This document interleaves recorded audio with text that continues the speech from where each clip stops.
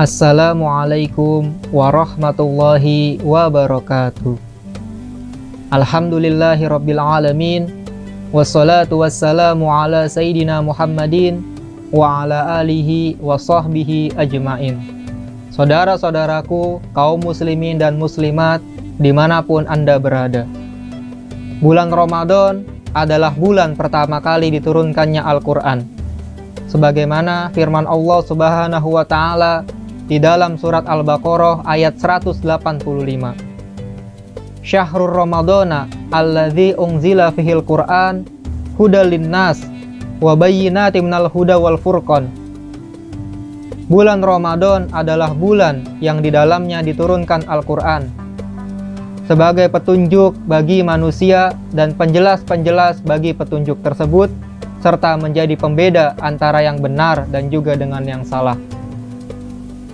Kita tahu bahwasanya Al-Quran adalah kalamullah yang diturunkan kepada Nabi Muhammad SAW melalui perantara malaikat Jibril secara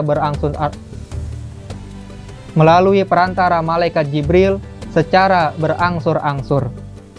Dan sudah lumrah kita ketahui bahwasanya ayat yang pertama kali diturunkan oleh Allah Subhanahu wa ta'ala adalah surat Al-Alaq ayat 1 sampai ayat 5 yang bunyinya Iqra bismi rabbikal ladzi khalaq. Bacalah dengan menyebut nama Tuhanmu yang menciptakan. Khalaqal insana min 'alaq. Dia telah menciptakan manusia dari segumpal darah. Iqra wa rabbukal akram. Bacalah dan Tuhanmu maha mulia. Alladzi 'allama bil qalam, yang telah mengajar manusia dengan kolam, dengan pena. Allamal insana ma lam ya'lam. Dia mengajarkan manusia apa-apa yang tidak diketahuinya. Saudara-saudaraku kaum muslimin yang dirahmati Allah, Allah Subhanahu wa ta'ala memerintahkan kepada baginda Nabi Muhammad SAW dengan perintah Iqra, bacalah. Iqra, bacalah. Baca di sini bukan hanya membaca teks, tapi juga membaca konteks. Konteks apa? Konteks sosial yang hari ini mengalami ketimpangan. Membaca praktek-praktek perbudakan manusia atas manusia lain. Membaca bagaimana kondisi kaum perempuan yang tidak dihargai, tidak dihormati, dan tidak mendapatkan kesempatan. Membaca kesulitan ekonomi yang terjadi pada umat, serta upaya untuk melampauinya. Saudara-saudaraku kaum muslimin yang dirahmati Allah, perlu kita ketahui bersama bahwasanya Nabi Muhammad SAW tidak hanya berdakwah bil lisan atau dengan ucapan saja, akan tetapi ia juga berdakwah bil hal, dengan tindakan. Apa-apa yang dilakukan oleh Rasulullah adalah kerja-kerja konkret, sehingga kerja konkret tersebut bisa menarik simpati orang lain untuk memeluk Islam tanpa adanya paksaan. Nabi Muhammad juga menjadi pelindung bagi mereka kaum miskin, kaum duafa, para budak, serta mereka yang tidak memiliki kepastian ekonomi. Contohnya, ada salah seorang sahabat Rasulullah bernama Bilal bin Rabbah. Bilal bin Rabbah adalah seorang budak yang berkulit hitam, yang mana suatu hari Rasulullah mendapat kabar bahwasanya sahabat Bilal ini dicambuk oleh majikannya, disiksa oleh majikannya karena tahu bahwa Bilal telah memeluk agama Islam. Lalu ketika Rasulullah mendengar kabar tersebut, lantas apa yang langsung dilakukan oleh baginda Nabi?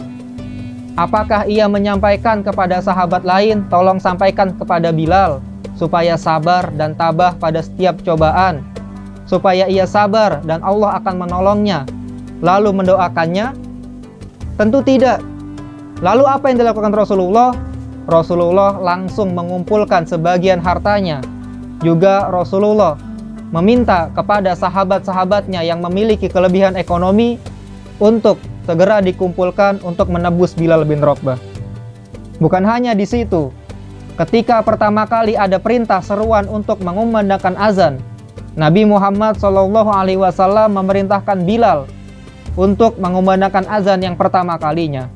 Hal ini adalah bentuk kerja konkret membela mereka yang lemah, bahkan mengangkat orang kulit hitam, yang mana di masa itu di zaman jahiliyah, orang kulit hitam dibawa dari negeri-negeri Afrika hanya untuk diperbudak, hanya untuk diperas tenaganya, dan mereka bisa dibunuh sesuka hati tanpa adanya hukuman.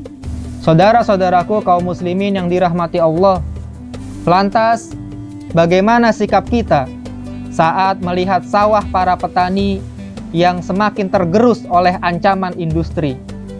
Para nelayan sekitar PLTU yang tangkapan ikannya berkurang akibat limbah batubara. Warga desa Urut Sewu yang berkonflik dengan TNI.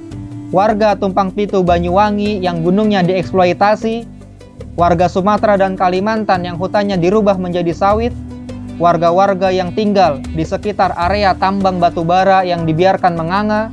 Serta yang terakhir, warga desa Wadas yang belum lama mendapat intimidasi karena mereka mempertahankan tempat bumi di mana mereka tinggal. Lantas apa yang kita lakukan setelah membaca ini semua? Sudahkah kita membaca ini semua? Lalu setelah kita membaca konteks tersebut, lantas apa yang kita lakukan? Apakah hati kita bergetar ketika melihat sebuah ketidakadilan? Apakah kita merasa gusar ketika melihat alam kita dirusak? Apakah kita tidak memiliki kegelisahan saat sumber-sumber daya alam kita tereksploitasi semuanya? Saudara-saudaraku kaum muslimin yang dirahmati Allah, dengan membaca Al-Quran, marilah sama-sama kita juga membaca keadaan, membaca struktur sosial kita, membaca apakah sudah adil kehidupan ini, serta membela mereka yang lemah dan dilemahkan.